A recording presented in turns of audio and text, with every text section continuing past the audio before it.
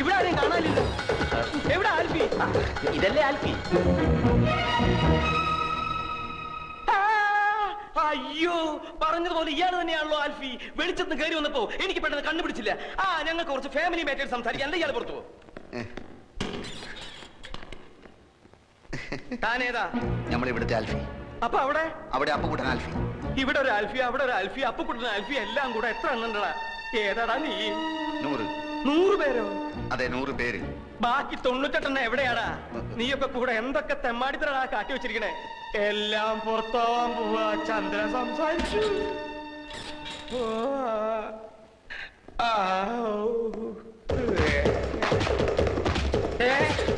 നിന്നെ ഞാൻ വിടില്ല. ഓടിപ്പോണ ആൽഫി എവിടെ? ബാങ്കിൽ പോയിരിക്കാന്നാ പറഞ്ഞ. എന്തിന്? അങ്ങനെ നീ അങ്ങനെ ഒറ്റയ്ക്ക് രക്ഷപ്പെടാൻ നോക്കണ്ട. തൂങ്ങുമ്പോ നമുക്ക് ഒരുമിച്ച് തൂങ്ങാടാ. കേറണം.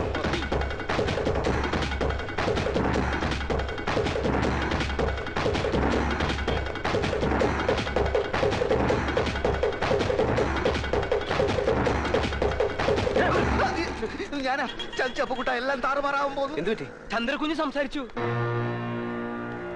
ഇനി എന്ത് ചെയ്യും? ആറ്റമ്മ മുളിച്ചു വെച്ചിരുന്ന സ്ഥലം നിനക്കറിയോ? എന്തിനാ അവിടെ പോയി ഒളിക്കാൻ? അല്ല, അതിന്ന് ഒരെണ്ണെടുത്തിന്റെ പൊട്ടിച്ചാലും ലോകം മുഴുവൻ അവസാനിക്കല്ലോ. എന്റെ ദൈവമേ, ഞാനിനി അങ്ങോട്ട് പോവും. നിങ്ങൾ കണ്ടാ സംസാരിക്കും? കണ്ടില്ല, കേട്ടു.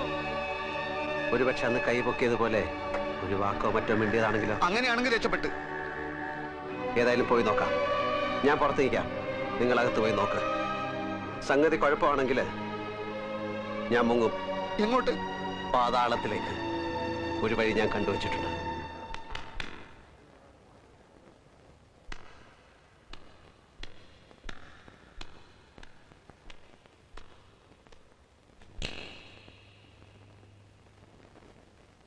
ഇവരൊക്കെ ആരാണെന്ന് മനസ്സിലാകുന്നുണ്ടോ? വല്യമ്മ,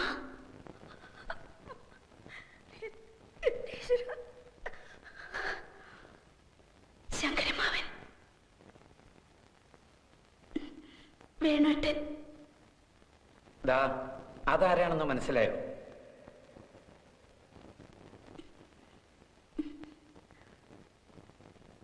ഇരവി അങ്കിൾ. വർമാങ്കളും ആൽഫൊക്കെ ഇപ്പൊ വരും.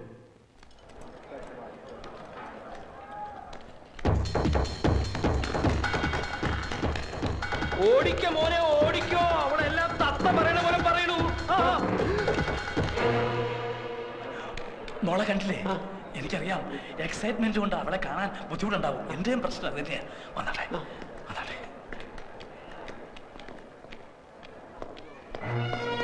എന്റെ ഈശ്വര, കുളിച്ചോണ്ട് നിൽക്കുമ്പോഴാ ഞാൻ വിവരം അറിഞ്ഞത്. കുളി തുടരണോ നിർത്തണോ എന്താ വേണ്ടെന്ന് അറിയാൻ വയ്യാത്ത ഒരവസ്ഥ. ശബ്ദത്തിന്റെ ഉച്ചസ്ഥായി മൗനം എന്ന് പറഞ്ഞതുപോലെ സന്തോഷത്തിന്റെ പാരമ്യത്തിൽ കണ്ണീര് വരും. ചിലപ്പോ ഹൃദയസ്തംഭനം വരെ ഉണ്ടാവാം. എന്റെ പ്രാർത്ഥന ഈശ്വരൻ കേട്ടു. അല്ല, നമ്മുടെ പ്രാർത്ഥന ഈശ്വരൻ കേട്ടു.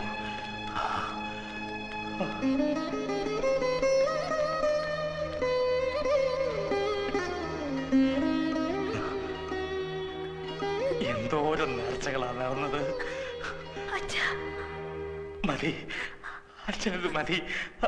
കുറുപ്പേ, എന്തോ ഇന്ന് തന്നെ ചന്ദ്രയുടെ ആൽഫിയുടെ പേരിൽ എല്ലാ ക്ഷേത്രങ്ങളും വഴിപാട് നടത്തണം. ഇപ്പൊ കാലുകൾക്ക് മാത്രമേ തളർച്ചയുള്ളൂ. Otherwise she is fine. ഇത് നോക്കിയേ, ആരാന്ന്?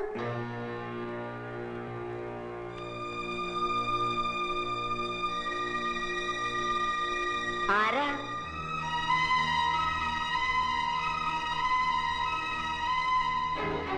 ആൽഫി.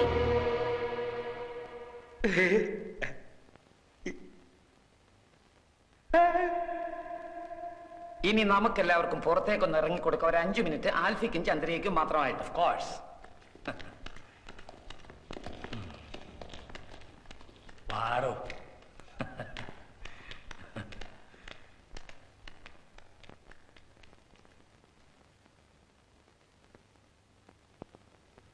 എന്തിനാ എന്നെ രക്ഷിച്ച്?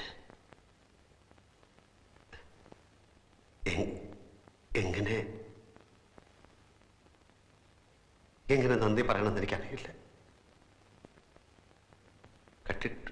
കട്ടിട്ട് കടന്നു കളയാൻ വേണ്ടിയൊന്നുമല്ല. അച്ഛനെ രക്ഷിക്കാൻ വേറെ വഴിയില്ലാത്തതുകൊണ്ട് ചെയ്തു പോയതാണ്. എനിക്ക് എല്ലാറ്റിനും എനിക്ക് മാപ്പ് തരണം. ആരോടൊന്നും പറയണ്ട. അപ്പു പോയി ആ പണം അയക്കൂ.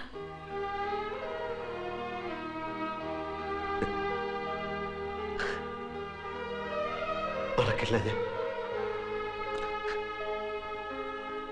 മരണം വരെ ഞാൻ മറക്കില്ല.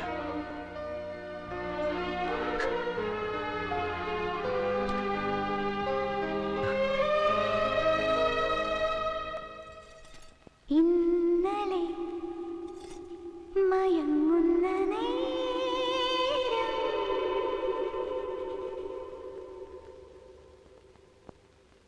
ഒളിച്ചെന്നെ വിളിച്ചവനാരോ കുളിരോ കനവോ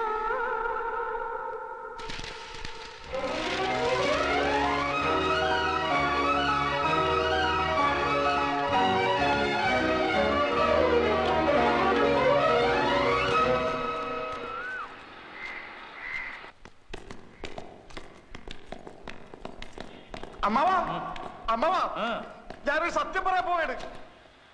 നീ എവിടെ ആയിരുന്നല്ലോ കുറച്ച് ദിവസം? അതൊക്കെ പിന്നെ പറയാം. ഞാനൊരു സത്യം പറയട്ടെ, ഞെട്ടരുത്. ആരോ നല്ലവണ്ണം പെരുമാറിയ പോലെ ഉണ്ടല്ലോ. ഞാനൊരു സത്യം പറയട്ടെ, ഞെട്ടരുത്. അയ്യോ, നിന്നെ ഈ നിലയിലാക്കിയതായിരുന്നു. അമ്മേ, ഞാനൊരു സത്യം പറയട്ടെ അമ്മേ. അയ്യോ, ഇതെന്ത് പറ്റി? ആരോട് പറയാതെ എങ്ങോട്ടാ പോയത്? എല്ലാരും കൂടി ഇങ്ങനെ ചോദിച്ചോണ്ടിരുന്നു. ഞാനങ്ങനെ സത്യം പറയാം. എല്ലാവരും മിണ്ടായിരിക്കേ. അവൻ പറയട്ടെ, പറ. ഞെട്ടരുത്. ഞെട്ടില്ല. പക്ഷെ ഞെട്ടും. ഞെട്ടില്ല എന്ന് പറഞ്ഞില്ലേ? ഞെട്ടി. ഇവിടെ ആൽഫി എന്ന് പറഞ്ഞു നടക്കുന്നവൻ ആൽഫി അല്ല, അപ്പക്കുട്ടനാണ്. കുറ്റിപ്പുറത്ത് ഗോവിന്ദൻ നായരുടെ മകൻ ചേരിൽ അപ്പക്കുട്ടൻ നായർ. തെളിവ് തരാം. അപ്പക്കുട്ടന്റെ പെങ്ങൾ സൗദാമിനി, അളിയൻ രവീന്ദ്രൻ നായർ. ഞെട്ടി, എല്ലാവരും ഞെട്ടി. ഞാൻ പറഞ്ഞില്ലേ ഞെട്ടരുന്ന്. ഇതാണോ ഇത്ര വലിയ സത്യം? എന്നാൽ ഞാനൊരു സത്യം പറയാം. അപ്പക്കുട്ടൻ തന്നെയാണ് ആൽഫി.